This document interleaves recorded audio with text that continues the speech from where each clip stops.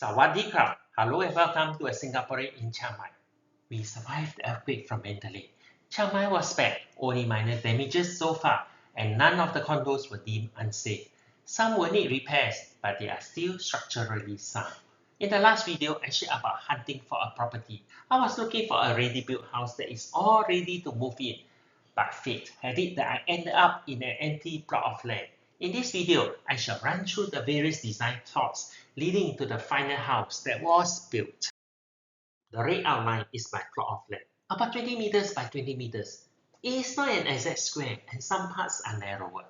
The road comes in from the west, and the best view is the one looking out towards the distant mountain. This plot is just enough for my house, but not enough for farming purposes. Hence, the agreement was to include another plot behind. However, the landlady was not willing to carve it out until I purchased the front plot. This negotiation ding-dong back and forth a bit. I was afraid of being taken for a ride, and she is afraid that if she starts to carve that piece of land and then I originate on my word, she would have spent money for wasted work. Worse, if she need to recombine the land, it is another round of cost. Hence, she needed me to show faith first, which I did. I purchased the first plot and waited another few months for the second plot to be ready before it was transferred to me. By the way, foreigners are not allowed to own land. Whatever approach you use, the end of it all, the land will eventually revert back to a Thai citizen. I will not discuss them here, as some are sensitive and rules changes. I will rotate this view around, place the road below and the land above. This is a more natural way of looking at the land, and this will be the orientation that we will use. This was my first design, version A1. Space enough for two cars on the right, and the living room was on the left for the best view. And the bedrooms on the right, looking into the wall that separates us from our neighbor. The rationale is that we do not need a view when we sleep.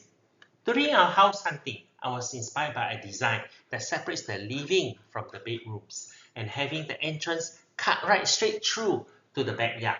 However, the idea was thrown out. In version C, the main door faces to the side. One could walk right in from the car, but we did not like version C because the corridor to the bedroom doors looks cluttered and messy, potentially bumping into each other. In version D, I moved the bedroom to the left to enjoy the paddy view. The argument is that the kitchen does not need a view. Instead, it needed wall space for cabinets and cooker hob. From D1 came D2, changing only the kitchen and dining layout. Then I decided to create some angles with D3. In these three designs, there must be some solid screen so that the console and the TV can back up to it. It is not really what I like though. The entrance space is not really usable. Anyway, D3 chamfer angle is purely for aesthetics. But I lost my storeroom. Singaporeans die must have a storeroom to hide away things. Hence, it was redesigned to D4. By this time, I started using an online application to do my layout. It can generate 3D versions and I can rotate to view it from different angles. I did this partly because my wife cannot visualize a layout on a flat piece of paper. From the 3D view, she immediately picked up that the dining table is in an odd position, neither here nor there, and is blocking traffic into the kitchen. Hence, version E was born, moving the entrance to face the road again and creating space for the dining to the right. For a while, I quite like this simple layout. I reasoned that we can sit at the dining and that looks to the car porch and anyone coming to our gate. But when the 3D version came out, my wife picked out that the front door looks straight into a blank wall. I suggested that we can place a picture table, vase, plants to make it look nice, but she felt that the kitchen and dining is separated from the rest of the house. And by the way, in all our designs, we have the inside and outside kitchen. That was a day one requirement from my other half.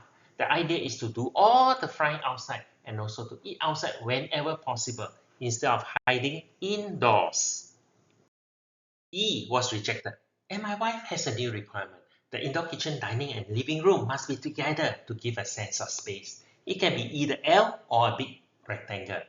In version F, the bedroom is moved back to the right. F2 and F3 are variations of F1, focusing only on the inside kitchen layout. either a central island or U-shaped cabinets, and the other nearby spaces are just adapting to the kitchen layout. By the way, I did not like the toilet layout. The master bedroom toilet is kind of squeezy where the sink is, and the common toilets in F1 and F3, they look straight out to the dining area. Hence, F4 was birthed. The master bedroom Hong Nam is now more squarish, and the common Hong Nam is L-shaped. You can only see the wash basin when the door is open. By the way, Hong Nam means toilet in Thai. When in Thailand, you can just say Hong Nam and they will point you to it. Of course, you can say Hong Nam Yu Ti Nai, meaning where is the toilet. I felt I've made major progress with F4, especially the Hong Nams. Hence, the 3Ds were generated for Wi-Fi approval.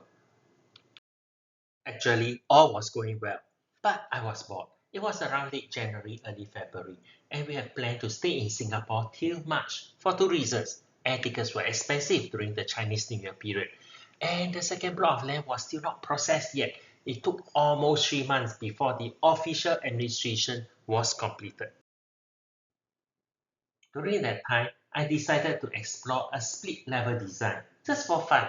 The bedrooms are half flight up, and the cars are parked below it. I will skip G3 and go straight to G4. G4 just extends the side out for a broader car porch to fit two cars. By the way, version Gs were thrown out because it cost too much. The split floor section is charged double and they need it higher to include a thick horizontal bar in the middle. This makes the number of steps going up to increase from 3 steps to at least 8 steps. But from this, the idea of a long balcony triggers my mind and my itchy fingers to work again. Hence, the concept of a bigger front balcony. In F5 and then F6 and F7 with the wide steps like going up to some town hall. But Wi-Fi rejected it flat out. She did not like the 45-degree nor the sunken doors. Strange. She could accept F4 sunken indoors, but not these new ones. By the way, by then we had changed our front door to sliding glass doors. While the solid swing doors are more majestic, it does not flow well with the rest of the house window design. So, within a span of 2 days, we jumped from F4 to F8, choosing the sliding glass door instead of a sunken-in swing door, giving us a much more comfortable front balcony. But my wife suddenly said she wanted a side balcony on the left where she could walk out from the kitchen. During that churn, I have no idea what went on in F9 and F10. I had lost those versions. F11 came with a side balcony, but the house must shrink to fit into the land. There must be at least 2-meter gap to the fence. This is a new housing law.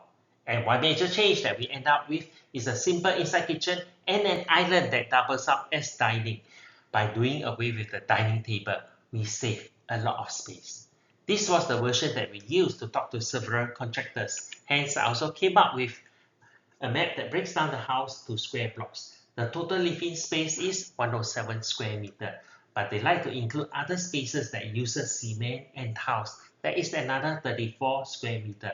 I purposely separate them out because section C, D, and E do not use roof tiles. It will be corrugated metal sheets, which is cheaper.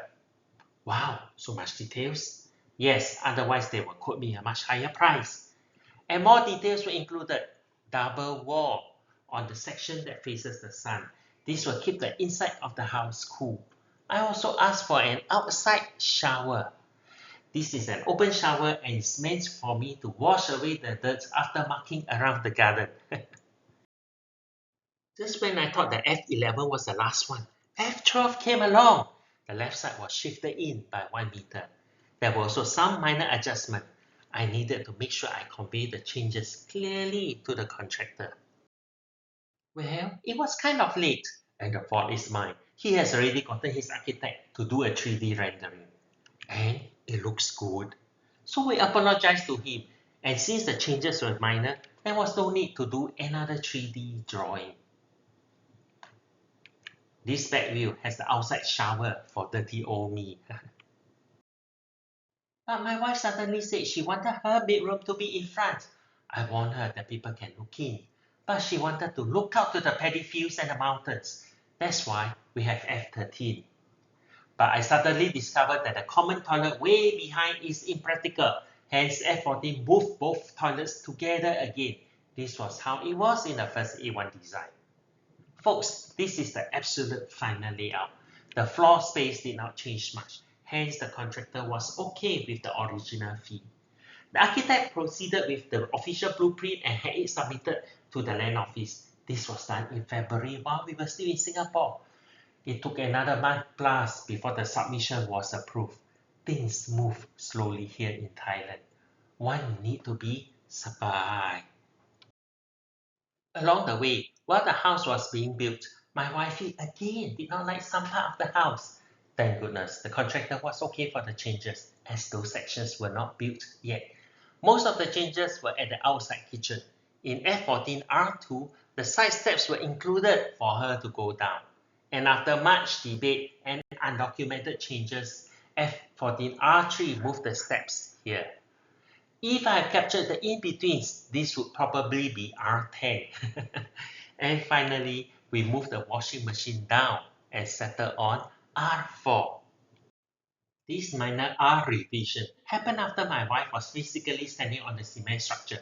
She stood on the outside kitchen to feel the spacious space. Wow, I appreciate her ability to feel and adjust. All these last-minute changes ruffled the engineer in me. Luckily, the contractor was very sabai. He only asked for the exact dimensions of the outside kitchen much later when he started building the cement cabinets.